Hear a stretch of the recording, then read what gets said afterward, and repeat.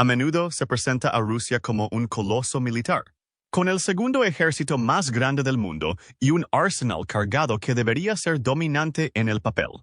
Tiene la segunda fuerza aérea más grande detrás de Estados Unidos y un inventario de tanques y artillería que ningún otro país puede igualar. Su flota naval, cargada con más corbetas y submarinos que nadie, debería convertirlo en un titán de la guerra convencional. Sin embargo, el conflicto actual en Ucrania pinta un panorama diferente. A pesar de su abrumador número y su abrumadora potencia de fuego, Rusia luchó por lograr una victoria decisiva contra un oponente mucho más pequeño. Esta aparente brecha entre las expectativas y la realidad plantea la siguiente pregunta. ¿Cuán efectivas son las armas rusas en el escenario internacional? Esto puede deberse en parte a las tácticas utilizadas por Rusia y, en segundo lugar, al hecho de que Ucrania ha recibido un apoyo significativo de los países occidentales en un intento de defenderse de las ambiciones del presidente Vladimir Putin.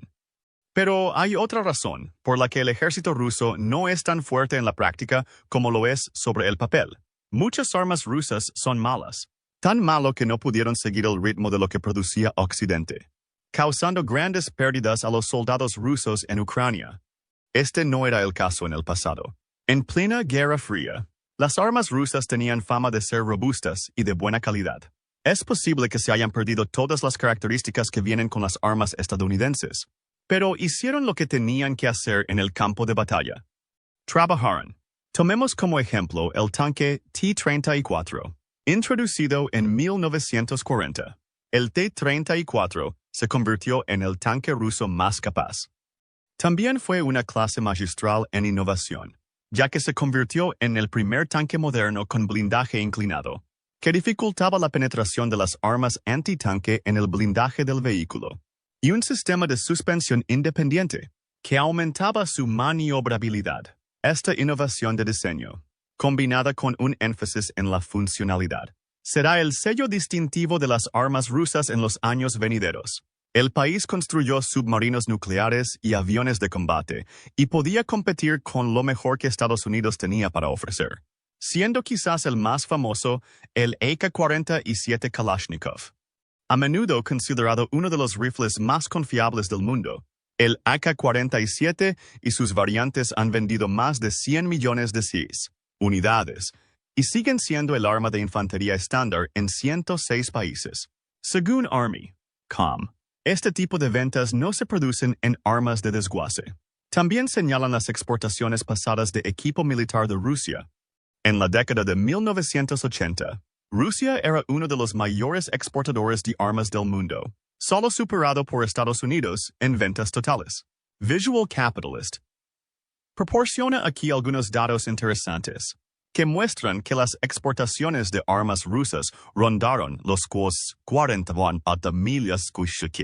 millones de dólares al año durante la mayor parte de la década de 1980, antes de caer a 30,000 millones de dólares en 1990 y nunca recuperarse.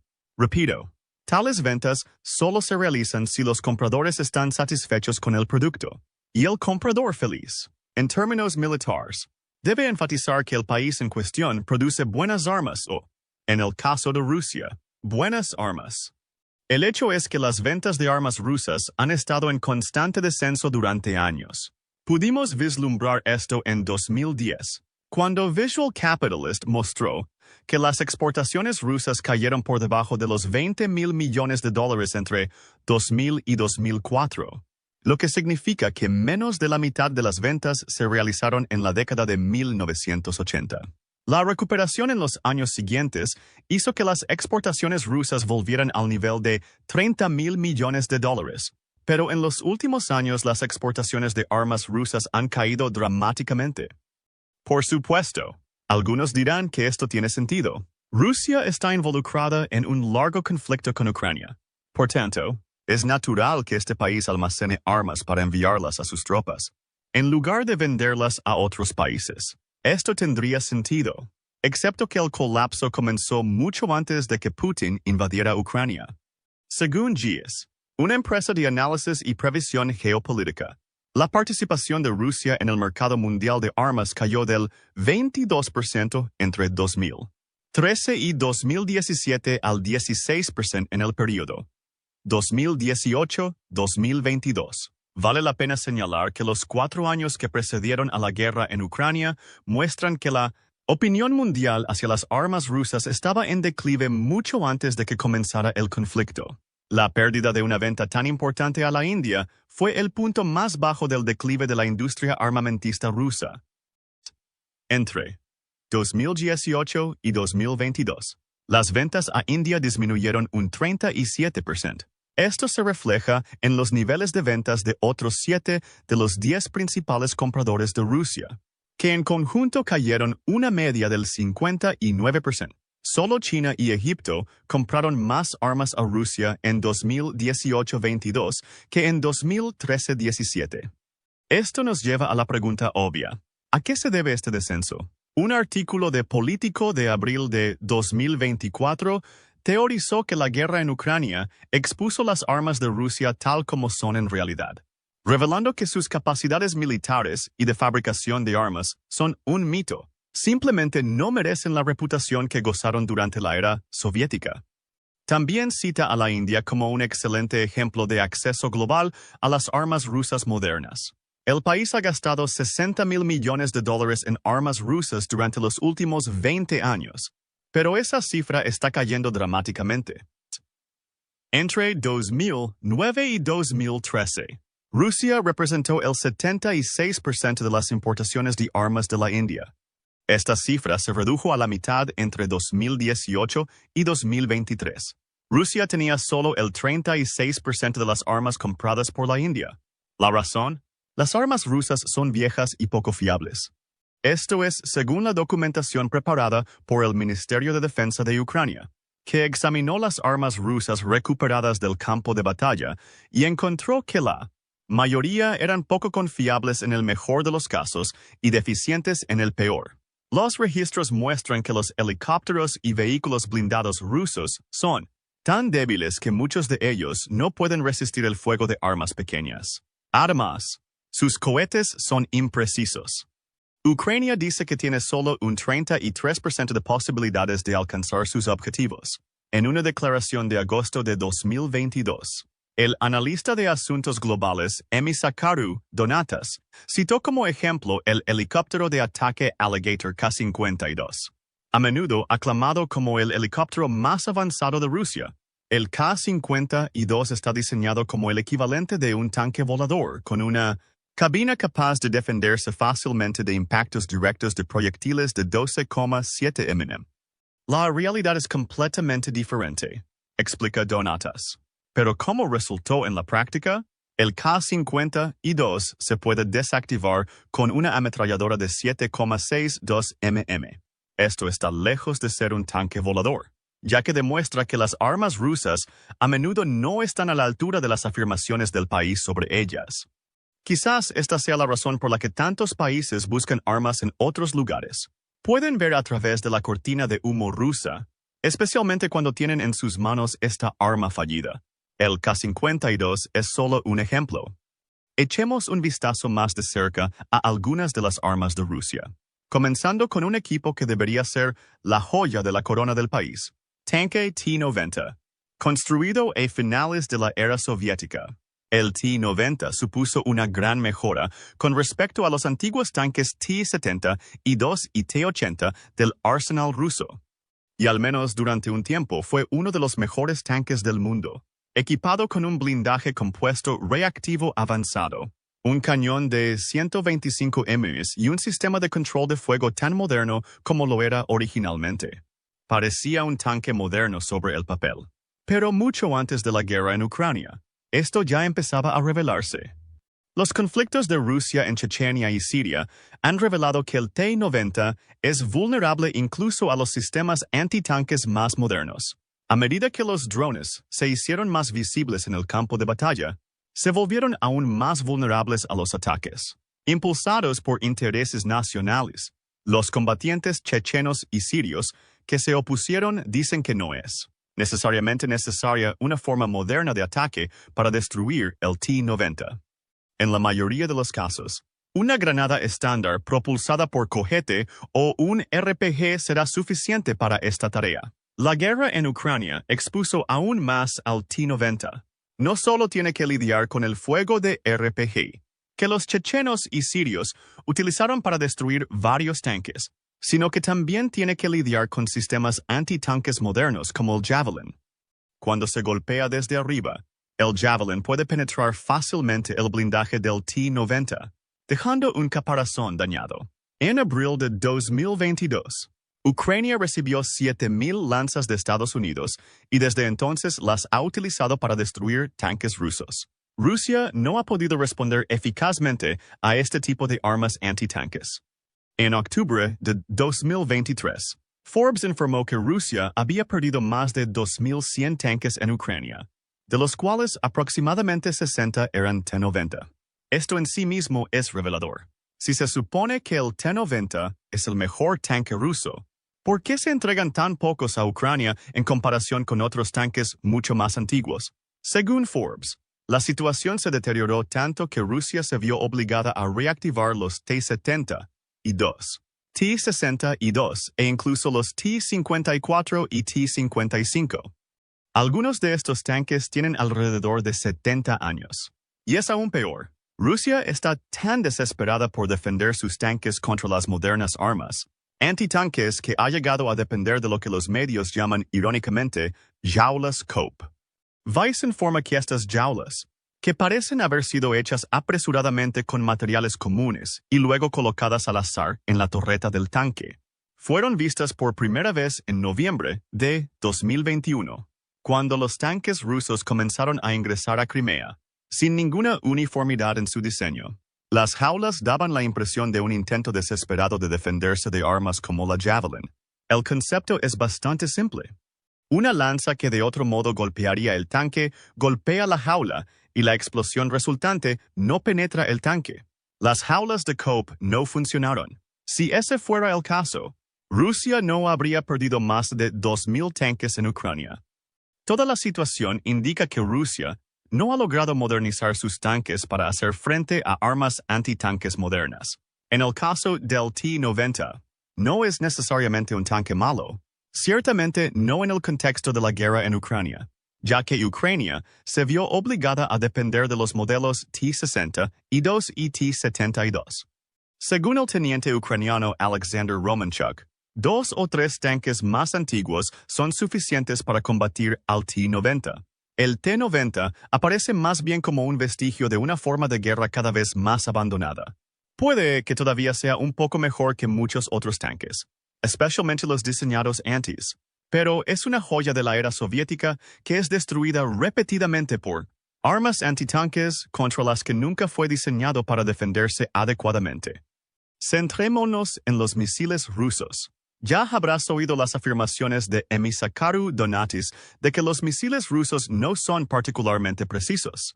En 2022, amplió esta tesis, diciendo que las evaluaciones de expertos sobre los misiles rusos en territorio ucraniano muestran que un misil de crucero calibre 3 M14 lanzado desde el mar tiene solo un 33% de posibilidades de alcanzar su objetivo. Peor aún, alrededor del 30% de estos misiles alcanzan objetivos civiles en lugar de objetivos militares.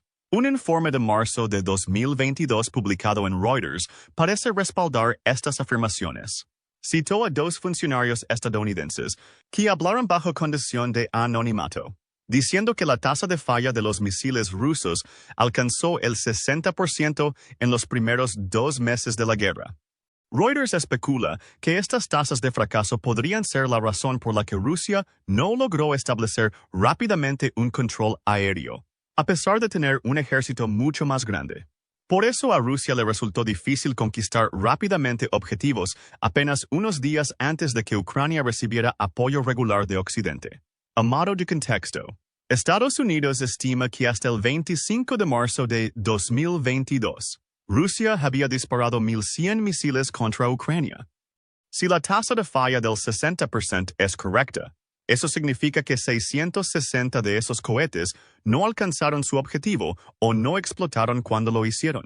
Según los expertos militares entrevistados por Reuters, una tasa de fracaso del 20% puede considerarse alta. Una tasa del 60% es catastrófica. Defense News especula que, como ocurre con los tanques rusos, los misiles de ese país no han seguido el ritmo de los desarrollos modernos. En mayo de 2023, señaló que los ataques con misiles rusos contra la infraestructura ucraniana eran cada vez menos frecuentes. Esto se produjo después de un año en el que el país se volvió cada vez más dependiente de los ataques con misiles, lo que fue menos una señal de que los ataques estaban funcionando y más una señal de que Rusia no estaba logrando sus objetivos. El sitio web afirma que una estrategia típica para el uso de misiles pesados implicaría un bombardeo temprano, como vimos en los primeros meses de la guerra, que se ralentizaría una vez que los misiles hubieran hecho su trabajo, destruyendo infraestructuras clave y sitios militares. Esto no sucedió. Según Defense News, la causa es la débil inteligencia rusa y la falta de capacidades modernas para apuntar a objetivos. En pocas palabras, es demasiado fácil para Ucrania derribar misiles rusos, incluso suponiendo que alcancen su objetivo. Esta puede ser la razón por la que Rusia depende cada vez más de armas más antiguas, como bombas de crucero, para causar estragos en Ucrania. El país ha comenzado a transformar las antiguas bombas FAB 1500 de 1,5 toneladas y FAB 3000 de 3,4 toneladas, agregándoles alas. Las bombas se lanzan detrás de las líneas del frente y las alas les permiten flotar cerca del objetivo. No son particularmente precisos, al menos en comparación con lo que debería ser una bala moderna. Pero incluso si no dan en el blanco exactamente, provocan una explosión tan grande que aún así causan daños considerables. Si bien el uso de estas viejas bombas puede verse como una demostración del ingenio ruso, también es una admisión involuntaria. Nuestros misiles no están haciendo su trabajo, por lo que tuvimos que encontrar otras formas de atacar a Ucrania. Así, los tanques y misiles rusos están mostrando claramente su edad y fallando a un ritmo que nadie esperaba antes del inicio de la guerra en Ucrania. Pero la situación con Rusia está empeorando. Su fuerza aérea enfrenta los mismos problemas que sus fuerzas terrestres. En febrero de 2024, la BBC informó que Ucrania había derribado la asombrosa cifra de 342 aviones rusos y 325 de sus propios helicópteros. Esa es una cifra para un país que se espera que tenga la segunda fuerza aérea más grande del mundo. Y nuevamente, Emma Sakura Donatas, hablando anteriormente sobre el K-52, señaló una de las razones por las que esto podría suceder. Un tanque volador ruso puede destruirse con munición bastante estándar. Y no se detiene ahí. Según un artículo de octubre de 2023 sobre Breaking Defense, la Fuerza Aérea Rusa, o VKS, está luchando con la disponibilidad de aviones después de perder tantos aviones.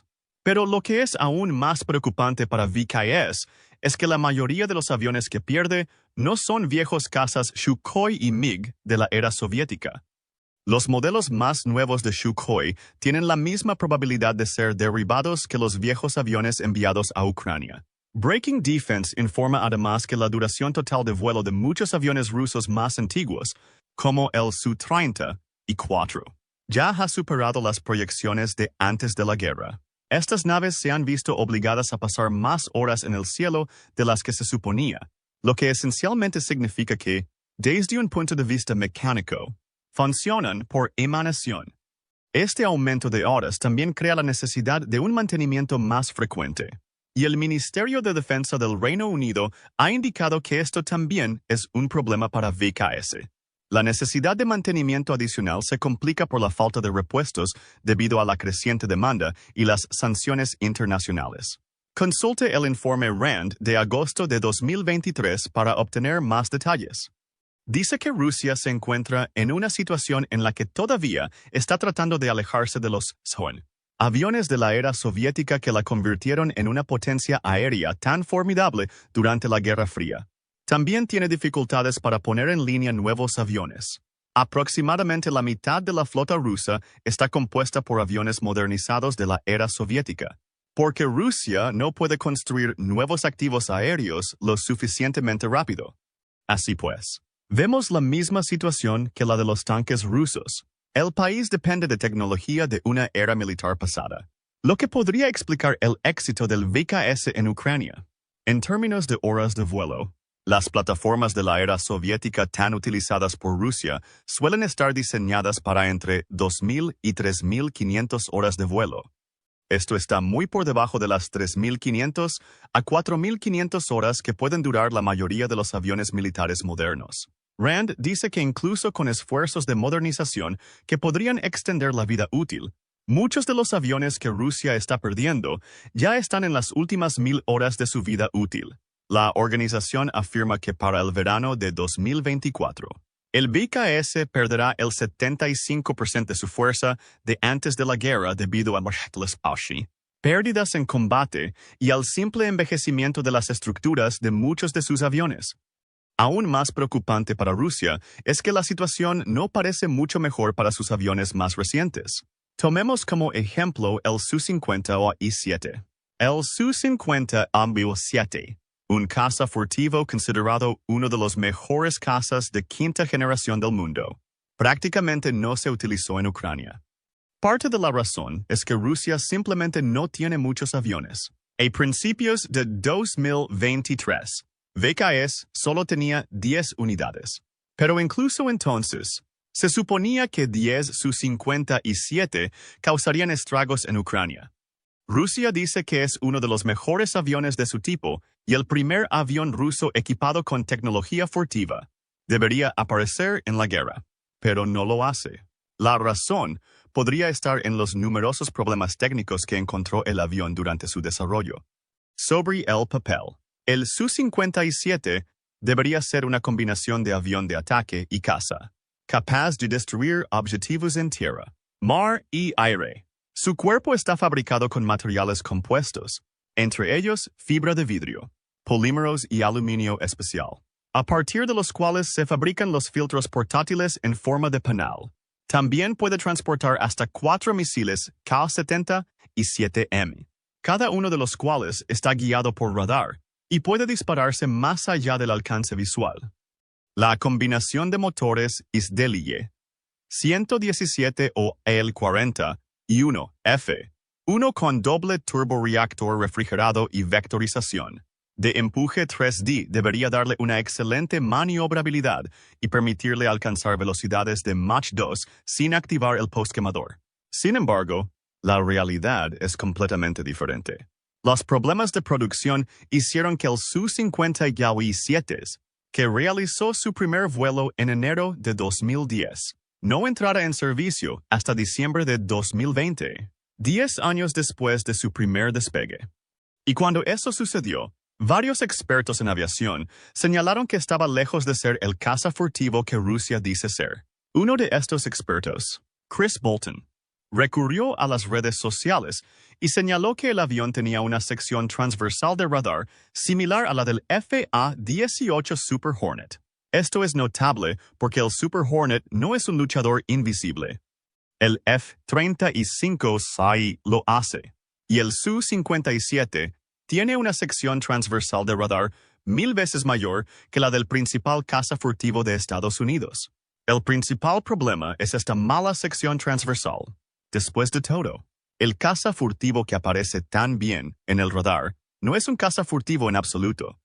Quizás por eso el Kremlin no lo colocó sobre el cielo ucraniano. Sabe que hay muchas posibilidades de que uno de cada 10 Su-50 y 7 sea derribado, lo que lo deja con un huevo en la cara mientras trata de explicar por qué el caza furtivo que, según él, se dirige hacia aviones de sexta generación fue derribado tan fácilmente por un país que no debería haber estado preparado para ello. Así que vemos el problema de que Rusia vuelva a depender de la vieja tecnología de la era soviética en su guerra contra Ucrania. El Su-57 por sí solo añade otro problema. Parece que ni siquiera la última tecnología rusa puede funcionar con la eficiencia esperada. Por tanto, Rusia no domina el cielo ucraniano. Pero, ¿qué pasa con los mares? En términos numéricos, Rusia tiene la flota más grande del mundo, con casi 750 barcos. Debería haber podido liderar esta flota contra Ucrania a través del Mar Negro, con su formidable flota del Mar Negro, ayudando a Rusia a conquistar las únicas aguas que conducen a Ucrania. Pero nuevamente, eso no sucedió. En cambio, la Armada de Ucrania, que tiene aproximadamente una séptima parte del tamaño de la rusa, de alguna manera ha logrado diezmar la flota del Mar Negro. Según The Guardian, destruyó un tercio del devastador buque de asalto anfibio Kostiantin-Olshansky, estacionado en la Sebastopol controlada por Rusia. De hecho, solo en las primeras semanas de la guerra, toda la armada rusa logró llevar a cabo una invasión anfibia de Odessa. Desde entonces, Ucrania ha podido defenderse de la flota del Mar Negro, utilizando ataques costeros para bombardear los barcos de superficie de Putin con misiles y municiones. Warrior Maven señala que un problema ya destacado con otras armas rusas está afectando a su flota. A Saber, la excesiva dependencia de la antigua tecnología soviética. Por ejemplo, el crucero de batalla ruso Almirante Nakhimov todavía está armado con potencia de fuego desarrollada en los años 1980. No tiene misiles hipersónicos y, aunque es casi tan grande como un crucero de batalla clase Iowa, su potencia de fuego es significativamente menor que la de barcos comparables. El Instituto Naval de los Estados Unidos, USNI, va más allá. Se destaca que la Armada rusa ha pasado por un largo periodo de modernización que comenzó después de la guerra entre Rusia y Georgia en 2008. En los 14 años transcurridos desde el final de esa guerra y el comienzo de la guerra en Ucrania, Rusia debería haber tenido tiempo suficiente para producir nuevos combatientes de superficie y submarinos, así como mejorar las capacidades de su flota existente. Las inversiones están aseguradas. Pero la Marina rusa, aunque está creciendo, todavía está lejos de lo que cabría esperar. Según el USNI, una de las razones es el acceso de Rusia a su armada. Históricamente, el país ha centrado sus barcos en cuestiones de seguridad continental, dejándolos tal vez mal equipados para hacer frente a una invasión marítima de Ucrania. Pero los periodos de abandono que ha atravesado la Marina son más preocupantes para Rusia. Por ejemplo, después de la caída de la Unión Soviética, Rusia redujo su flota en un 75%, lo que le permitió ponerse al día cuando llegó al punto en que volvió a necesitar barcos. Esto lo vemos después de la guerra con Georgia. Rusia tuvo que invertir masivamente para mejorar su flota. Aún así, el USNI enfatiza que la flota rusa modernizada no difiere mucho de la flota de la era soviética. La estrategia continúa centrándose en la defensa terrestre activa, lo que da como resultado el diseño de barcos que pueden ser menos capaces de atacar posiciones terrestres. Una vez más, un ejemplo de esto es la guerra en Ucrania, donde el USNI concluyó que Rusia era claramente incapaz de brindar apoyo naval directo a su ala militar desde el agua. Esto es sorprendente, considerando cuán ampliamente utilizó Rusia esta táctica durante la Segunda Guerra Mundial. Todo esto da como resultado una flota que, aunque impresionante sobre el papel, es mucho menos eficiente de lo que parece. Sin embargo, si se puede argumentar que los fracasos navales de Rusia son tanto resultado de la estrategia como del armamento, aunque Rusia todavía depende de los barcos y la tecnología soviéticos, no hay excusa para los problemas de blindaje del país. Estos problemas fueron visibles desde el comienzo de la guerra. En mayo de 2022, Newsweek informó sobre una conversación interceptada por los servicios de seguridad ucranianos en la que supuestamente se veía a un soldado ruso hablando por teléfono con su madre sobre el estado de su chaleco antibalas. La madre le pregunta al soldado qué necesita. La respuesta del soldado: armadura a prueba de balas. Lo que estamos viviendo actualmente es terrible. Pero eso no es nada comparado con un informe de octubre de 2022 publicado en Forbes. Señala que en 2017, Rusia anunció que recibiría 200,000 juegos de chalecos antibalas avanzados Ratnik II, y las entregas hasta 2020 dejarían 300,000 juegos. Al igual que los chalecos occidentales, el Ratnik II cuenta con una armadura de aramida suave diseñada para proteger contra metralla y proyectiles de baja velocidad, así como placas de cerámica para proteger contra balas de rifle. Esta armadura no llegó al campo de batalla ucraniano hasta octubre de 2022. En cambio, afirma Forbes, los soldados rusos recibieron chalecos antibalas que eran inadecuados o, en algunos casos, falsos. Ha habido informes de que a los soldados se les han entregado réplicas de chalecos antibalas rusos estándar diseñados para airsoft y paintball. Esta armadura no estaba allí en absoluto. No tenía resistencia a las balas. En este caso, es posible que sea la corrupción, y no sus imperfecciones, la raíz de los fracasos de Rusia.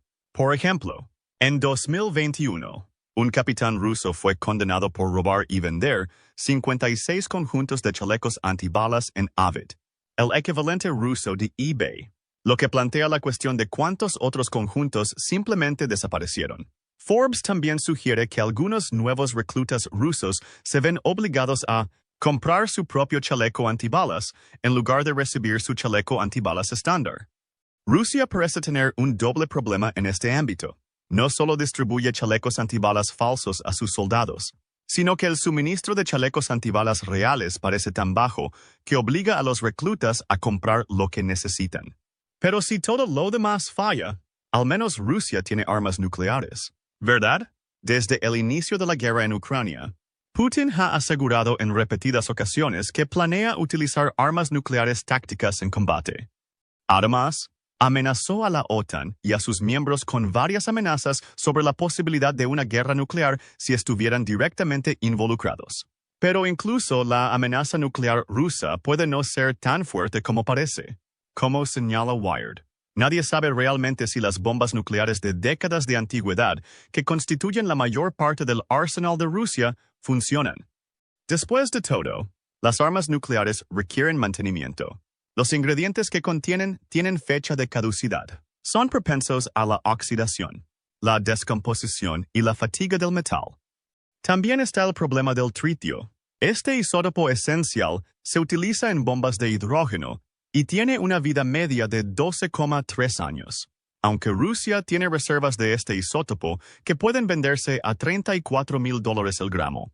Estas reservas se están destruyendo al mismo ritmo.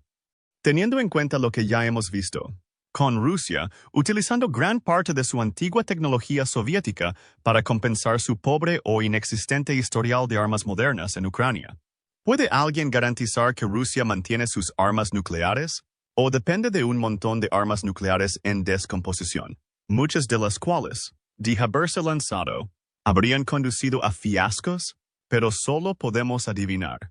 Está claro que la corrupción, el interés en desarrollar armas de prestigio como el Su-57, que no parece funcionar, y la